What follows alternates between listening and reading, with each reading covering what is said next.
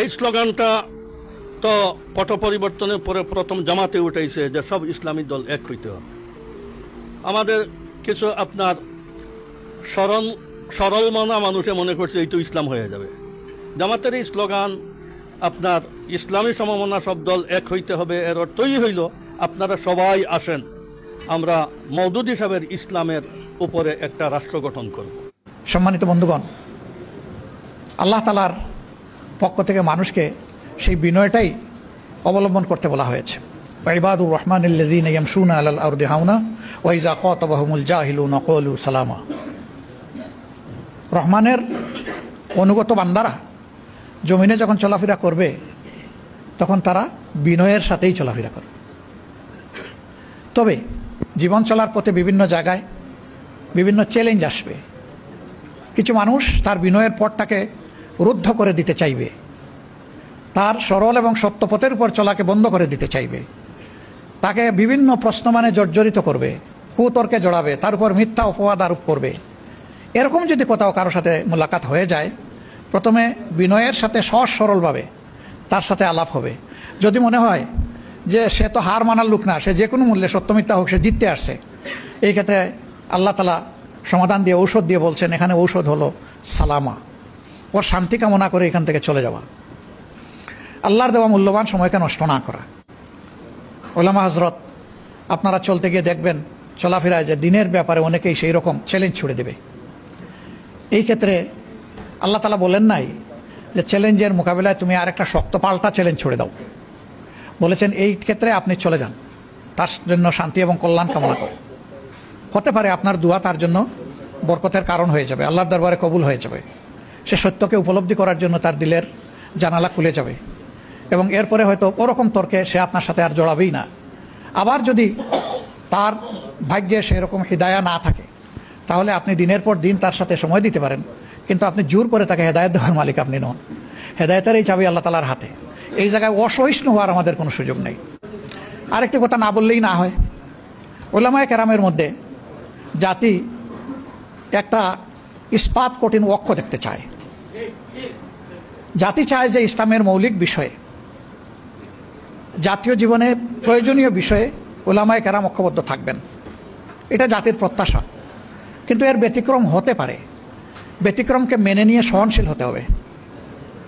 পরস্পরের বিরুদ্ধে কোনো ধরনের আত্মঘাতী ঝগড়ায় লিপ্ত হওয়া যাবে না, বাহাসে লিপ্ত হওয়া যাবে না। হ্যাঁ, পরস্পরের প্রতি কল্যাণকামী হয়ে ব্যক্তিগত পর্যায়ে কথা বলবো, মন খুলে কথা বলবো, ওনার বক্তব্যটা শোনার মানসিকতা নিয়েও আমাকে যেতে হবে, শুধু নিজেরটা সমঝানোর জন্য নয়।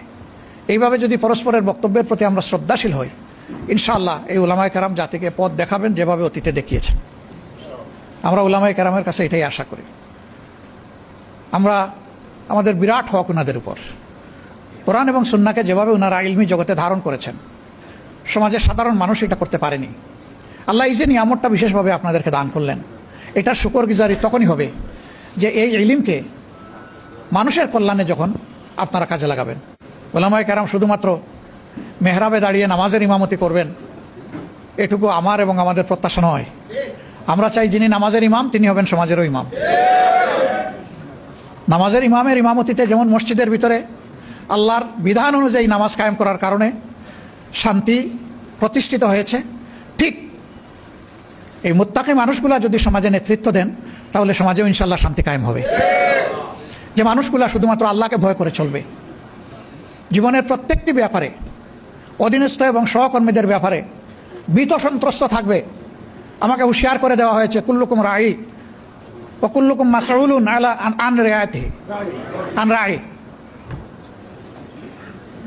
যে তোমরা সকলেই দায়িত্বশীল এবং তোমাদেরকে অবশ্যই আল্লাহ তাআলা কিয়ামতের দিন জিজ্ঞাসা করবেন তোমাদের অধীনস্থদের ব্যাপারে। যার দায়িত্ব যত বড় সমাজে তার জিজ্ঞাসাও হবে তত গভীর।